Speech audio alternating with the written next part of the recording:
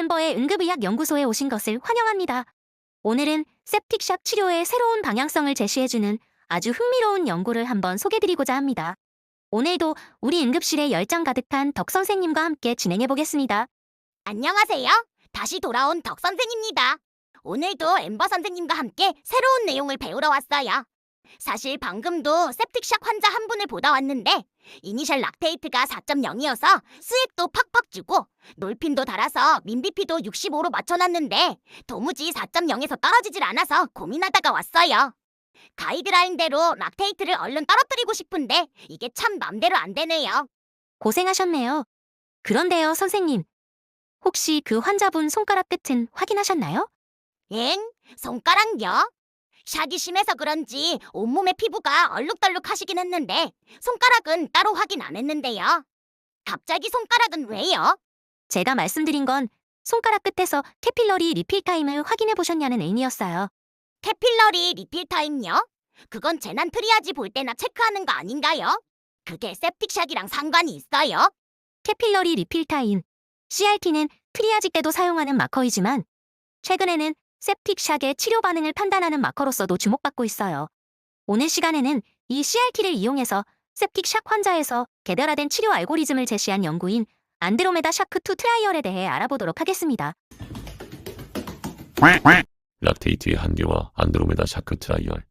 우리가 septicshock 치료의 지표로 자주 사용하는 락테이트 수치는 사실 만능이 아니에요. 서바이빙 sepsis 캠페인 가이드라인에 언급되어 있는 내용인데 모든 환자에서 정상 락테이트 수치를 달성할 수 있는 건 아니거든요. 네? 락테이트가 높으면 무조건 퍼퓨전이 안 되고 있는 거니까 그걸 떨어뜨려야 하는 거 아닌가요? 꼭 그런 건 아니에요. 물론 샥으로 인해 퍼퓨전이 저하되면 락테이트가 증가하는 건 맞죠. 하지만 락테이트가 증가할 수 있는 이유는 간 기능의 저하나 약물 등의 다른 가능성도 있습니다. 게다가 락테이트는 소생술 후에 변하는 속도도 느린 편이에요. 즉, 락테이트를 septicshock의 치료 지표로 삼는 것은 현재로서는 최선이지만 완벽한 치료법은 아닌 거죠. 그러던 중 2019년에 안드로메다 샤크 트라이얼이 발표되며 CRT가 새로운 치료 지표로서의 가능성을 보여주게 되었어요. 안드로메다 샤크 트라이얼을 간략하게 소개하자면 septicshock 환자를 기존의 락테이트 기준으로 치료한 그룹과 CRT 기준으로 치료한 그룹으로 나누어 비교한 연구인데요. 비록 p-value는 0.06으로 통계적 유의성을 달성하지는 못했지만 CRT 그룹이 락테이트 그룹보다 8.5%나 낮은 사망률을 보이는 것을 확인했어요. 그래서 이 연구를 토대로 2021년에 업데이트된 서바이빙 sepsis 가이드라인에는 치료의 지표로 락테이트뿐만 아니라 CRT도 함께 제시하기 시작했어요. 아, 그럼 이제 락테이트만 의존할 게 아니라 CRT도 같이 확인하면서 치료를 가이드해야겠네요. 그럼 오늘 내용은 여기까지인 거죠? 저 이제 가봐도 될까요? 아니 선생님, 지금 말씀드린 건 안드로메다 샤크 트라이얼이고 오늘 주된 내용은 안드로메다 샤크2 트라이얼이에요. 벌써 나온 지 7년이 다 되어가는 논문 하나 딸랑 얘기하고 끝내면 다른 선생님들이 너무 시시해하시지 않을까요? 그러다가 유튜브 구독도 해지하실지도 모른다고요. 우와, 그건 안 돼요. 그럼 안드로메다 샤크2 트라이얼에 대해서도 빨리 알아봐요. 안드로메다 샤크 2 트라이얼. 그럼 새로 나온 안드로메다 샤크2 트라이얼은 뭐가 다른 건가요? 이전 연구가 단순히 CRT를 치료의 타겟으로 설정하여 비교했다면 이번엔 CRT를 기반으로 해서 개인별 맞춤형 치료를 시도해보았어요. 맞춤형 치료를 위한 프로토콜을 만들어서 그 기준에 따라 치료를 하고 통상적인 치료를 한 그룹과 비교한 거죠. 안드로메다 샤크2 트라이얼은 전 세계 19개국의 86개 병원에서 약 1,500명의 환자를 대상으로 진행한 RCT입니다. 환자군은 18세 이상의 감염이 의심되거나 확인된 환자 중 수액을 1리터 이상 줬는데도 민비피 65 이상 유지를 위해 노르에피네프린이 필요하고 락테이트가 2.0mmol/L 이상인 septicshock 환자들이었습니다. 이 기준을 충족한 시점으로부터 4시간 이내의 환자들만이 연구에 일몰되었습니다. 이 환자들을 평소대로 치료한 그룹과 CRT 기반의 개인 맞춤형 소생술을 시행한 그룹으로 나누어 비교했죠. 연구의 결과도 궁금하지만 사실 전 그 개인 맞춤형이라는 게 구체적으로 어떻게 되는 건지가 정말 궁금하네요. CRT를 기반으로 어떻게 치료를 한 건가요? 아니, 애초에 CRT는 어떻게 측정하는 거예요? 덕 선생님, 의욕이 넘치시네요. 지금부터 하나씩 차근차근 알아보도록 해요. 먼저 CRT를 측정한 방법을 알아보도록 할게요. 이 연구에서는 유리 현미경 슬라이드를 이용해서 측정했는데요. 환자의 검지손가락 끝에 손바닥 쪽에 유리 현미경 슬라이드를 이용해서 손가락이 새하얗게 될 때까지 꾹 누른 후 10초간 유지한 후에 떼는 방법을 썼습니다. 슬라이드로 누르면 피부색 변화를 바로 볼 수 있겠네요. 그 뒤엔 어떻게 하나요? 손을 떼는 순간부터 피부색이 원래대로 돌아올 때까지의 시간을 잽니다. 이 시간이 3초를 초과하면 비정상으로 정의했어요. 즉, CRT가 3초를 넘는 환자들을 3초 아래로 정상화시키는 것을 치료의 마커로 사용한 것이죠. 그러니까 손가락을 꾹 눌러서 3초 안에 색이 돌아오게 만드는 게 목표군요. 그런데 그렇게 하려면 단순히 수액만 계속 주는 건 아닐 것 같은데 그 다음에는 어떤 알고리즘을 따라 치료를 하는 건가요? 이 연구의 핵심은 환자의 상태에 맞춘 개인 맞춤형 혈액학적 소생술, CRT, PHR 알고리즘에 있어요. 이 알고리즘은 크게 티어 1과 티어 2로 나뉘는데요. 환자의 CRT를 매 시간마다 체크하다가 비정상인 것이 확인되면 티어 1이 시작돼요.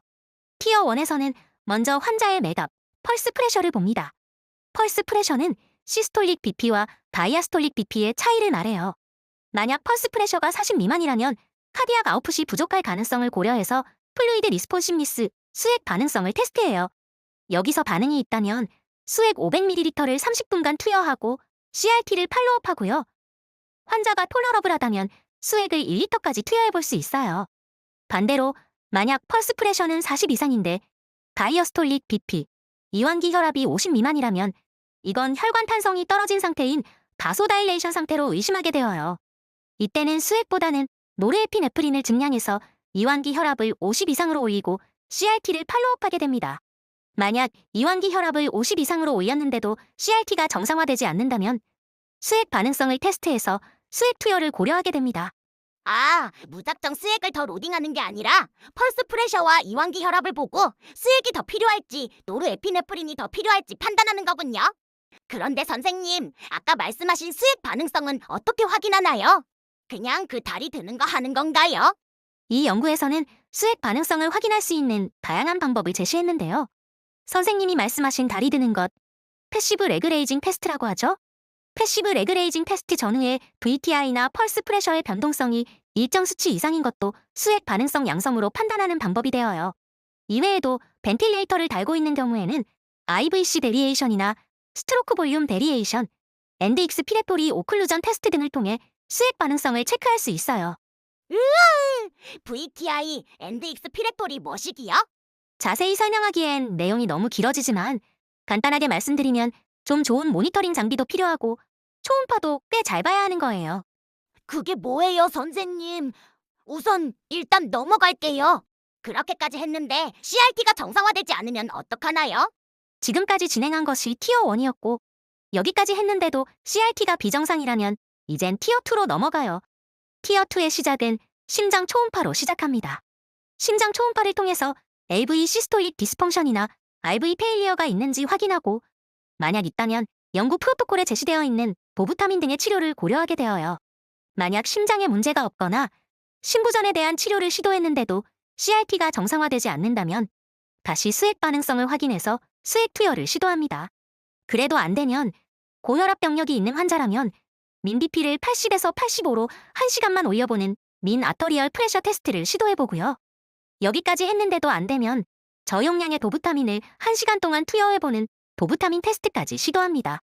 지금까지 말씀드린 치료 과정 중에 CRT가 정상화된다면 그 후로는 그 치료를 유지하며 1시간마다 CRT를 팔로우업하며 모니터링하였고 이 치료는 환자의 연구 일요일부터 6시간 동안 진행되었습니다. 알고리즘이 정말 복잡하네요. 여러 가능성에 대해서 종합적으로 맞춤형 치료를 했으니 제대로만 수행된다면 정말 놓치지 않고 다 치료할 수 있을 것 같아요. 그럼 이렇게 고생해서 치료를 했으니 결과는 당연히 CRT 그룹이 훨씬 우월하겠죠?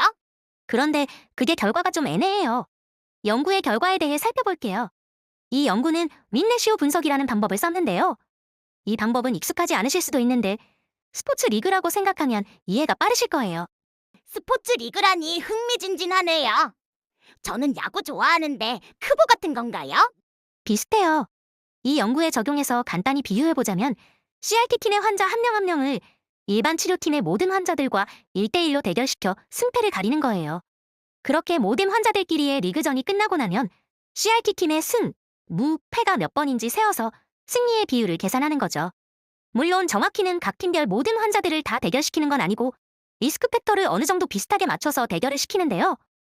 이건 리그의 1군, 2군 개념 정도로 이해해 볼 수 있을 것 같네요. 이 연구에서는 아파치 스코어 19 이상과 미만을 기준으로 그룹을 나누어서 각 팀별 대결을 시켰어요. 그럼 승패는 어떻게 결정되나요? 승패는 총 3라운드의 대결로 결정됩니다. 1라운드는 역시 아무래도 제일 중요한 28일 모탈리티예요.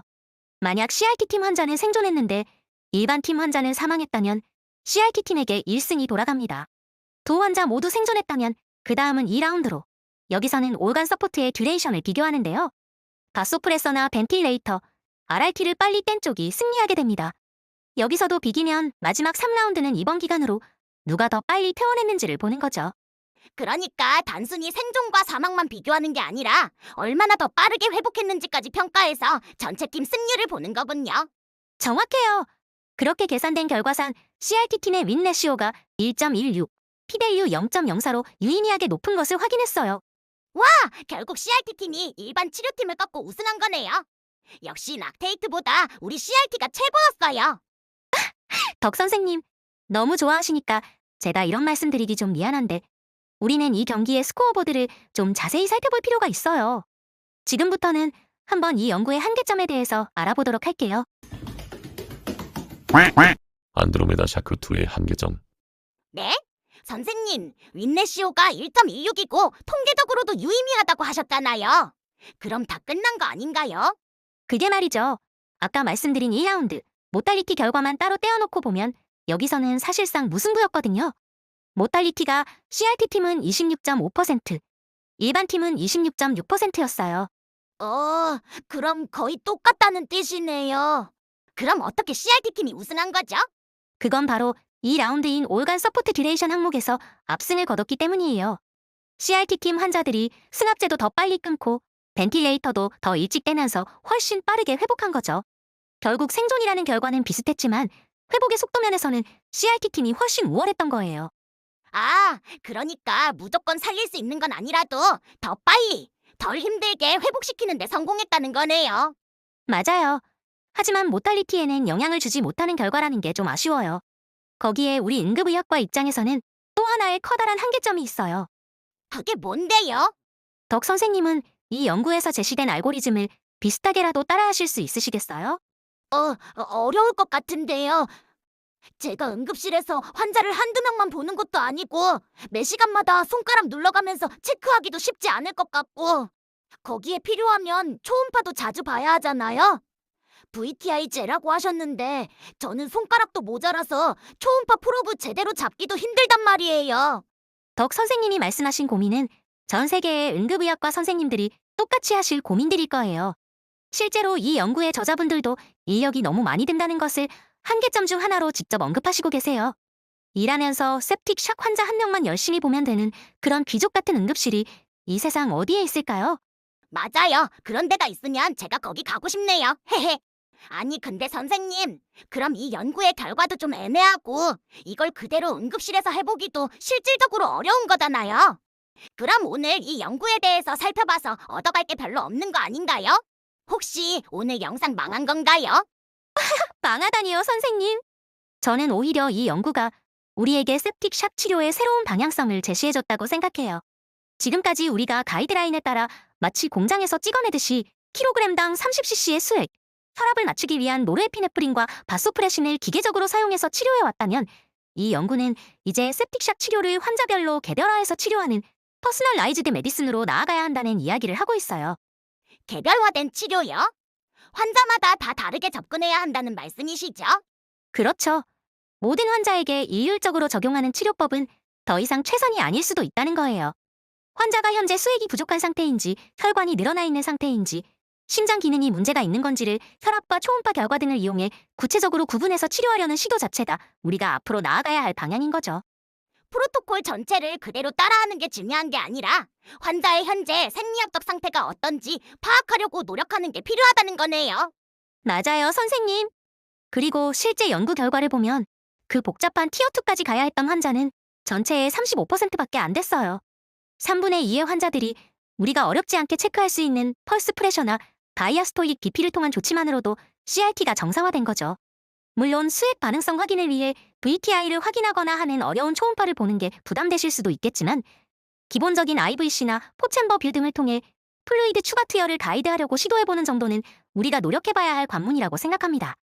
듣고 보니 그렇네요. 우선 최대한 제가 할 수 있는 것을 이용해서 기본적인 것부터 제대로 맞춰가는 게 중요할 것 같아요. 맞아요. 비록 연구 결과가 사망률 자체를 드라마틱하게 낮추지는 못했을지라도 환자가 승합제를 더 빨리 끊고 벤틸레이터를 더 빨리 뗄 수 있게 만들었잖아요. 안드로메다 샤크2보다 더 좋은 결과를 내는 연구가 앞으로 나온다면 언젠가는 사망률도 더 낮출 치료 가이드도 나오지 않을까요? 헤헤, 그래도 나중에 나올 연구 결과는 더 적용하기 쉬웠으면 좋겠네요. AI로 딸깍하면 치료 가이드가 나온다던가. 그렇게 간단하게 적용할 수 있는 게 나온다면 정말 좋겠어요. 그럼 오늘 내용을 잊지 않도록 정리해볼까요? Take home points. 오늘의 내용을 정리하는 테이크홈 포인트 시간입니다. 첫째, septicshock 치료의 미래는 개인 맞춤형 치료입니다. 환자의 생리학적 반응에 따라 치료를 조절하는 개인 맞춤형 소생술이 환자의 치료 결과를 증진시키는 방향이 될 것입니다. 둘째, septicshock 환자의 실시간 지표로 캐필러리 리필 타임, CRT를 사용해 볼 수 있습니다. 단순히 눈대중으로 누르는 게 아니라 유리 현미경 슬라이드를 사용해 검지 끝마디를 피부가 하얘질 때까지 꾹 누르고 10초간 유지한 후에 떼어서 색이 돌아오는 시간을 재주세요. 그 시간이 3초가 넘어가면 비정상으로 판단하고 이를 정상화하는 것을 소생술의 목표로 삼으시면 됩니다. 셋째, 환자의 생리학적 상태를 파악하기 위해 여러 가지 파라미터를 사용하고 그에 맞춰서 치료를 시도해 볼 수 있습니다. 펄스 프레셔, 이완기 혈압, 베드사이드 초음파 등을 이용해서 수액을 더 투여할지, 승합제를 증량할지, 이노트로픽스를 사용할지를 결정해 보세요. 닥터 엠버의 응급의학 연구소. 오늘 내용은 여기까지입니다. 얼른 가서 아까 보던 환자 CRT도 확인해보고 초음파도 봐야겠어요. 오늘 말씀드린 안드로메다 샤크2는 앞에서도 말씀드렸다시피 그대로 응급실에 적용하기는 무리지만 세부적 내용이 우리에게 인사이트를 줄 수 있을 것 같아 주제로 선정해보았습니다.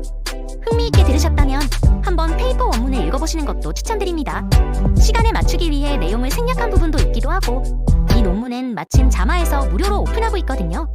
오늘 내용이 여러분의 임상 현장에 실질적인 도움이 되었으면 좋겠습니다. 영상을 다 보셨다면 영상 하단에 있는 간단한 퀴즈로 내용을 복습해보세요. 오늘도 최전선에서 수고하시는 모든 응급의학과 의료진 여러분, 다같이 화이팅입니다. 지금까지 들어주셔서 감사합니다. 다음에 또 뵙겠습니다.